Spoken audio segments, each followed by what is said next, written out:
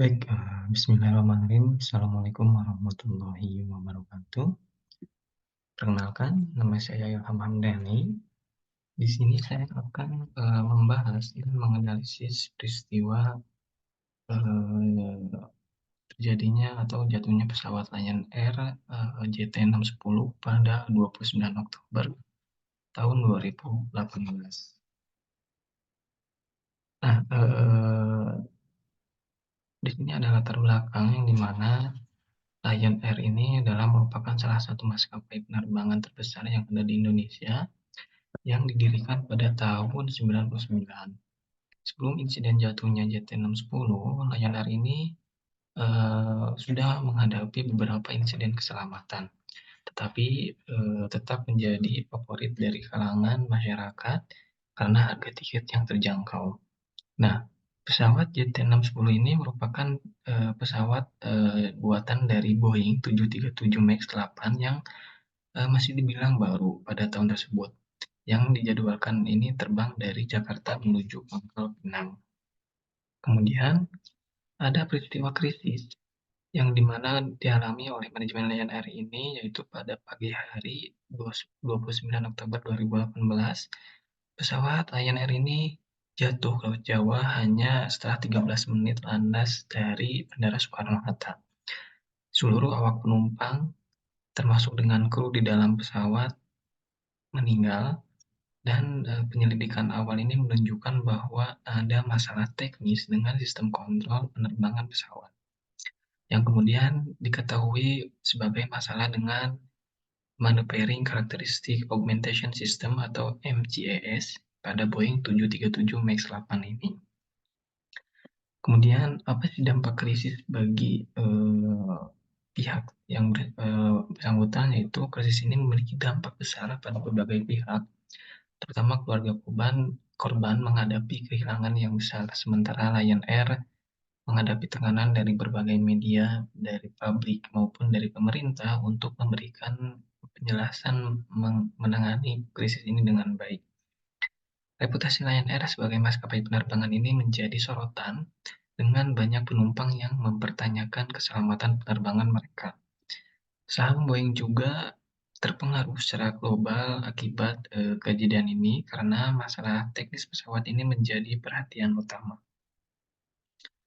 Nah, kemudian ini merupakan strategi manajemen krisis. Lion Air ini menghadapi tantangan besar dalam manajemen krisis.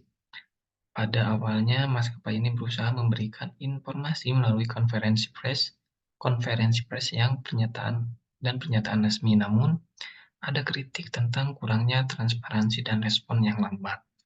Dalam beberapa hari pertama, Lion Air mengalami kesulitan dalam menangani permintaan informasi dari media dan keluarga korban. Dan akhirnya, pemerintah Indonesia melalui Komite Nasional Keselamatan Transportasi atau KNKT mengambil alih penyelidikan ini dan komunikasi lebih lanjut tentang insiden tersebut.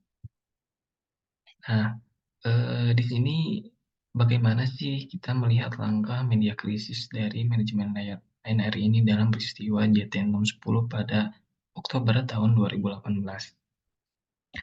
Nah, ini sebuah analisis yang dimana langkah media krisis dari manajemen Lion Air itu ada 5 poin. Menurut saya, yang pertama ada kurangnya transparansi, ada respon yang lambat, penanganan keluarga korban, pengalihan tanggung jawab kepada pemerintah, dan dampak jangka panjang. Oke, saya akan jelaskan satu persatu, yang dimana poin satu ini ada kurangnya transparansi. Nah, informasi yang diberikan oleh pihak Lion Air ini seringkali dianggap tidak cukup dan tidak rinci, ataupun kurang jelas dalam memberikan alasan atau penyebab insiden apa sih yang sebenarnya terjadi pada pesawat Lion Air JT610 ini gitu. Kemudian ada respon yang lambat. Lion Air ini mengalami kesulitan dalam menanggapi permintaan informasi dari media dan keluarga korban dengan cepat dan efektif. Hal ini menimbulkan rasa kekecewaan dan frustasi di kalangan publik dan media, terutama pada keluarga korban. Kemudian ada penanganan keluarga korban. Salah satu aspek yang paling krusial dalam manajemen krisis adalah bagaimana perusahaan ini menangani keluarga korban. Lion Air berusaha memberikan dukungan dan informasi kepada keluarga korban, namun ada laporan bahwa upaya ini tidak selalu memadai dan terkadang tidak terkoordinasi dengan baik. Kemudian ada pengalihan tanggung jawab kepada pemerintah. Dalam beberapa hari setelah insiden itu terjadi, pemerintah Indonesia melalui Komite Nasional Keselamatan Transportasi atau KNKT akhirnya mengambil alih penyelidikan tersebut dan komunikasi lebih lanjut tentang insiden ini. Nah, ini menunjukkan bahwa Lion Air ini mungkin tidak sepenuhnya siap atau mampu menangani krisis ini secara mandiri dan dengan baik.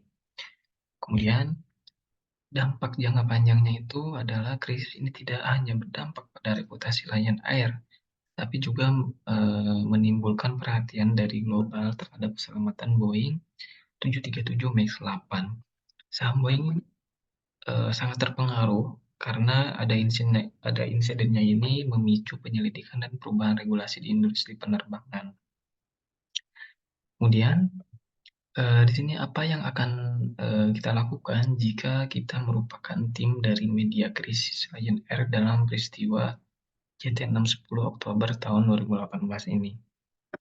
Yang pertama, di sini mungkin kita akan menyusun tim tanggap darurat, yang dimana dengan membentuk tim tanggap darurat khusus ini yang terdiri dari anggota senior manajemen, ahli komunikasi, dan perwakilan dari berbagai departemen terkait.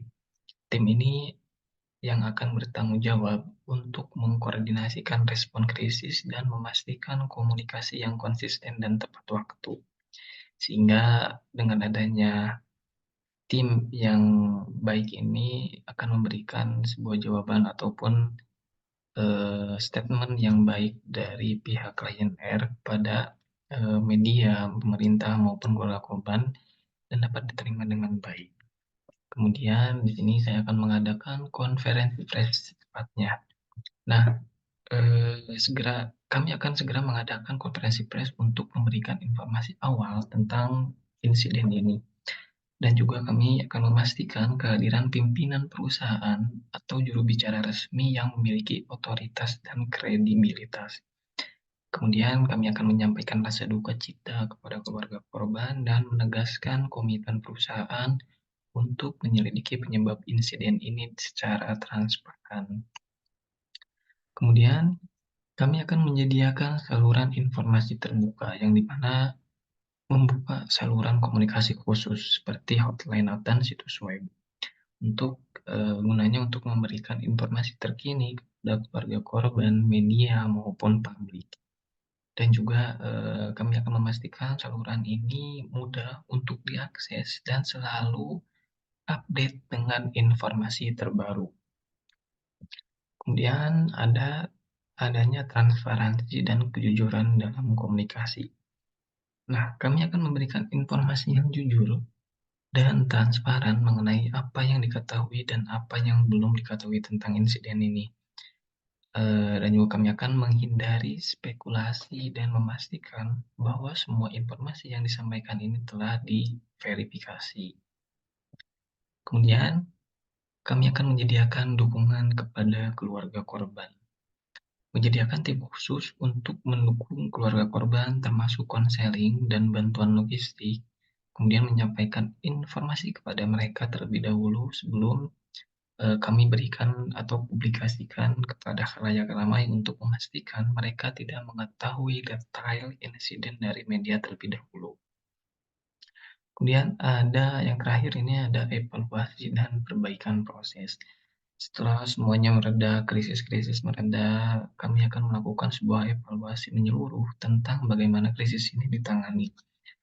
Kami akan mengidentifikasi area yang dapat diperbaiki dan mengimplementasikan perubahan yang diperlukan dalam prosedur tanggap darurat dan komunikasi krisis.